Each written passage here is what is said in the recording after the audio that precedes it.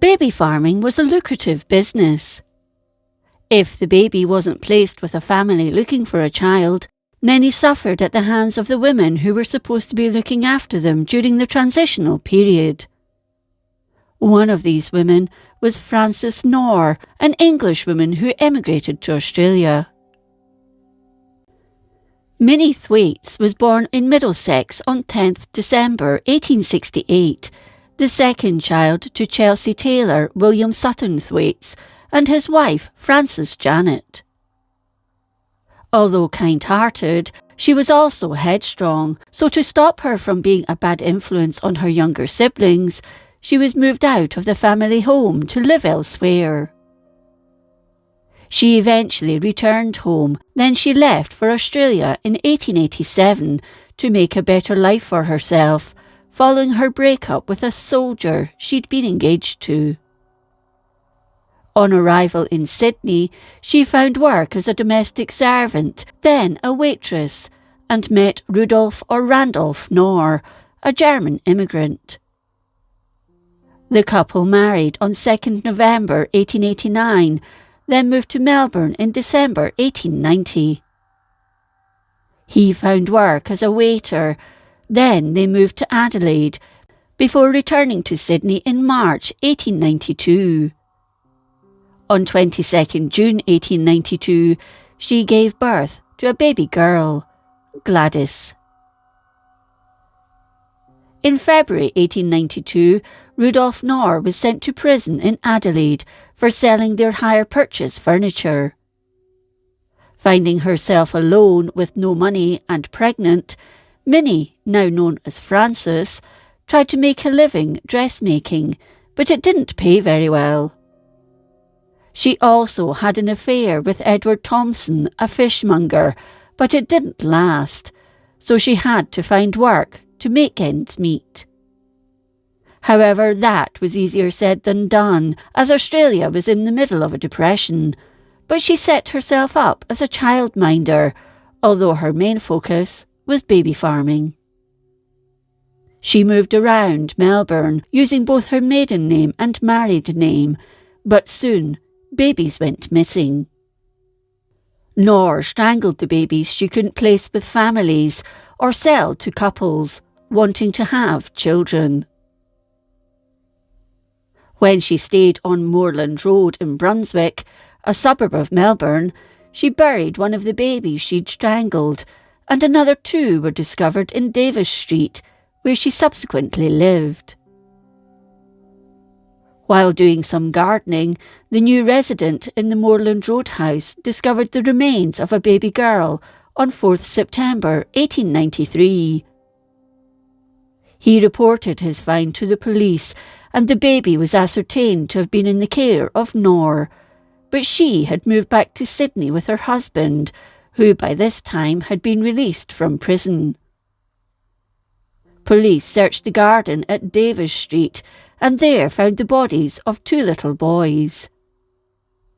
She was tracked down and Sydney police arrested her at her Brisbane Street home on 8th September 1893. Rudolf Knorr was also arrested on behalf of Melbourne police, but he denied knowing anything about the burial of the babies. The Sydney police spoke to detectives in Melbourne, and he was released that same day, and the Melbourne police were not investigating him for the murders. He informed police that he hadn't seen his wife in 18 months until that April, when he moved back in with her at Brunswick. They had moved to Sydney just 6 weeks before her arrest. The following day, and as evidence was being gathered, Rudolf Knorr was rearrested, as it came to light there was evidence of his involvement in the murders. Detective Keating interviewed Frances, who maintained a cheerful demeanour until she was told of her husband's arrest. She insisted that she wasn't guilty and had nothing to do with the murders. Just days before her arrest, she'd given birth to another child, Rita Daisy Knorr, on 4th September, who came into the care of the authorities at Melbourne Jail. She was then passed on to the Department for Neglected Children. On 27th November 1893, Frances Knorr stood in the dock before Justice Sir Edward Dundas Holroyd, charged with the murder of the baby girl. Along with her husband, she was also charged with killing the 2 baby boys. She was defended by John Thomas Thorold Smith, Queen's Counsel, later Crown Prosecutor.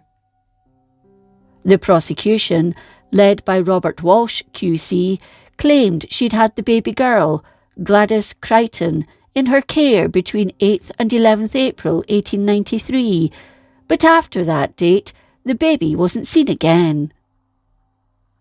On the 11th, she moved from Cardigan Street in Carlton to Moorland Road in Brunswick. It then transpired she'd sent a maid to borrow a spade from a neighbour and was seen digging in the garden. The following Saturday, she moved house again, this time with her husband, to Davis Street. On the stand, Frances Knorr admitted burying the baby in Moorland Road, but claimed she'd died of natural causes. However, the prosecution proved they'd been strangled with tape, and the neck of one of the baby boys had been compressed so much it was half the size it should have been.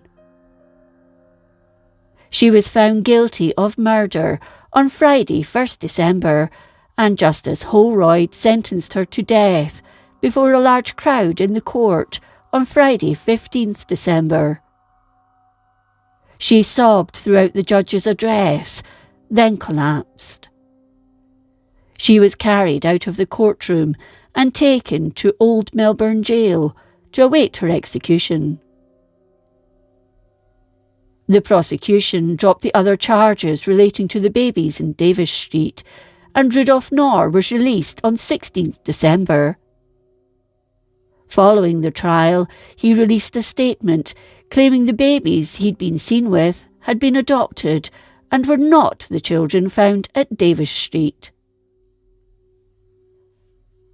Frances Knorr's solicitor put in an appeal, but following a cabinet meeting on Friday 29th December, Captain Burrows, the governor of Melbourne Jail, and Sheriff Mr. Ellis entered her cell and told her that her execution would take place on 15th January. She broke down and sobbed bitterly.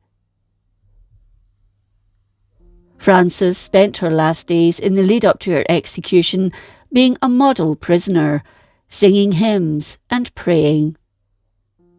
She also made a written confession of her guilt. On Monday, 15th January 1894, she was led to the scaffold by executioner Mr. Roberts and hanged. Her last words were, "The Lord is with me. I do not fear what man may do to me, for I have peace, perfect peace." Her daughter had been taken from her 2 days earlier, and she'd sobbed herself to sleep that last Sunday night of her life. She was buried within the grounds of the jail, and is one of only 5 women hanged in Victoria. It was surmised she may have killed more babies, whose bodies have never been found.